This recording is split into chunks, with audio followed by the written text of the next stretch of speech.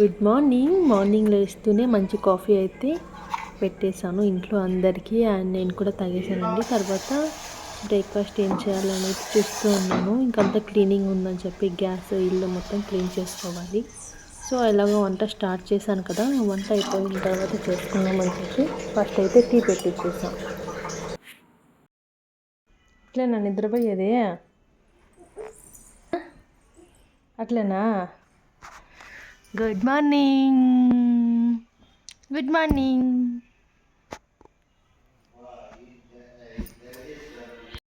నేను సింపుల్గా రైస్ పొడి పొడిగా ఎలా చేసుకుంటానో మీతో షేర్ చేస్తాను. సో మనం రైస్ పెట్టి ఒక హాఫ్ అన్ అవర్ ముందే బియ్యం ఒక 2 to 3 times వాష్ చేసేసి వాటర్లో కొంచెం వాటర్ వేసి నానబెట్టేసేయాలి. వాటర్ బాగా మరుగుతున్నప్పుడు మనం బియ్యం వేసేస్తే రైస్ అయితే సింపుల్గా కుక్ అయిపోతుంది. తర్వాత రైస్ని కొంచెం దిండుగా ఉన్నప్పుడే మర్చుకోవాలి, ఎందుకంటే నేను పులిహోర చేశాను. లేదంటే కొంచెం అలాగే సిమ్లో పెట్టేస్తే సరిపోతుంది. బ్రేక్ఫాస్ట్ అయిపోయింది కాబట్టి ఇంట్లో అందరికీ బ్రేక్ఫాస్ట్ పెట్టేసి సో ఇంకా లంచ్ ప్రిపేర్ చేద్దామని చెప్పి చూస్తూ ఉన్నాను. అలాగే ఇంకా పాపకి మధ్యలో స్నానం చేపించేసి పాపకి కూడా ఫుడ్ తినిపించేసాను. సో సింపుల్గా మా మార్నింగ్ రొటీన్ అయితే ఇలా కంప్లీట్ అయిపోయిందండి. తర్వాత ఇంకా లంచ్కి రసం పెట్టాను. అండ్ సింపుల్గా నా స్టైల్లో చింతపండు రసం ఎలా పెడతానో చెప్తాను. కొంచెం ఆయిల్ అండ్ ఆవాలు, కరివేపాకు, కొంచెం ఆనియన్, ఒక హాఫ్లో సగంలో సగం ఆనియన్ వేసుకొని అండ్ ముందు దంచి పెట్టుకున్న తెల్లుల్లి అండ్ జీలకర్ర, ఇక్కడ మిరియాలు, వెల్లుల్లి దంచి పెట్టుకుని ఉంటాం కదా, ముందుగానే బాగా ఫ్రై చేసుకోవాలి. ఫ్రై చేసుకున్న తర్వాత చింతపండు ఆల్రెడీ మనం స్మాష్ చేసి పెట్టుకున్నది ఇలా వేసేసిద్దాము. సో మీరు ముందే క్లీన్ చేసుకుంటే సరిపోతుంది. నాకు పాప ఎడుస్తుంది అని చెప్పి నేను అప్పటికప్పుడు చేసుకున్నాను. తర్వాత సింపుల్గా చింతపండు రసం అయితే రెడీ అయిపోయింది. ఇంకా దానికి కాంబినేషన్ ఏదో ఒకటి పప్పు ఆర్ సాంబార్ ఏదైనా ఉంటే బాగుంటుంది అనిపించింది. సో సింపుల్గా టమాటో పప్పు చేద్దామని అయితే ఫిక్స్ అయ్యా. సో ఇంకా టమాటో పప్పుకి కావాల్సినవన్నీ కట్ చేసి పెట్టుకునేసాను. సో సింపుల్గా టమాటో పప్పు కూడా చేయడం స్టార్ట్ చేసేసాను.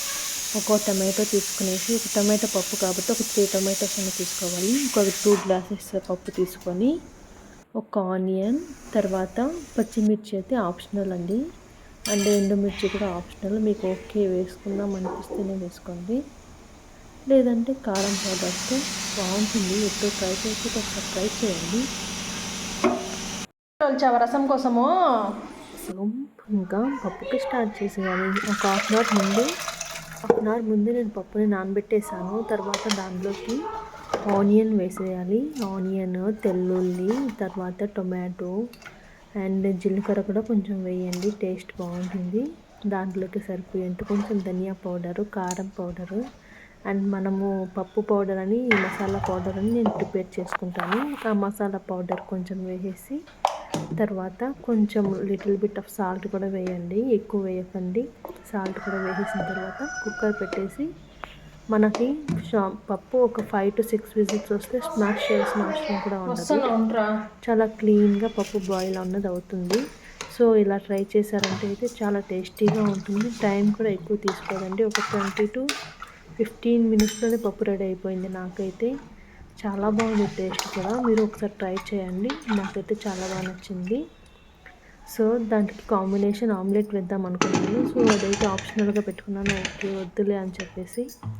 తర్వాత ఇంకా పప్పు రెడీ అయిపోయింది కదా, ఇంకా పోపు పెట్టేసేయాలి. పోపు అయితే సింపుల్గా పెట్టుకోవచ్చండి. కొంచెం ఆయిల్, జీలకర్ర, ఆనియన్, కరివేపాకు, ఇంగువ వేసేసి సింపుల్గా పోపు పెట్టేసుకోవడమే. వాటర్ క్వాంటిటీ అంటే థిక్నెస్ని బట్టి మీరు యాడ్ చేసుకోండి. మేమైతే ఇంత థిక్గా తీసుకోము. దట్టు ఆఫ్టర్నూన్ లోపు కొంచెం గట్టిగా వేసాల్సి ఉంటాయి పప్పు. సో దానికి తగ్గట్టు కొంచెం వాటర్ ఎక్కువ పడుతుంది. మా ఇంట్లో స్పైసెస్ ఎక్కువగా తింటారు కాబట్టి స్పైసీనెస్ కూడా పెంచుకున్నాను. స్పైస్కి తగ్గట్టు మీరు యాడ్ చేసుకోండి. సో సింపుల్గా ఇలా అయితే టమాటో పప్పు ఫినిష్ చేసేసాను. సో తర్వాత రైస్ అయిపోయింది, రసం అయిపోయింది అండ్ టమాటో పప్పు కూడా అయిపోయింది. ఇంకా ఎవరైనా వచ్చినా కూడా ఇబ్బంది ఉండదు. ఇంకా సరే అని చెప్పేసి ఇంకా పాపకి డే స్టార్ట్ అయింది. అంటే పాపకి ఫుడ్ పెట్టడం, తర్వాత స్నానం చేపించడం, ఇంకా నిద్ర పెట్టడం అనేది ఒక పెద్ద టాస్క్ నాకైతే. సో ఇలా ప్రతిరోజు ఇలాగే ఉంటుంది. నాకు మార్నింగ్ 11 లోపు లంచ్, డిన్నర్ 2 కంప్లీట్ చేసుకుంటాను.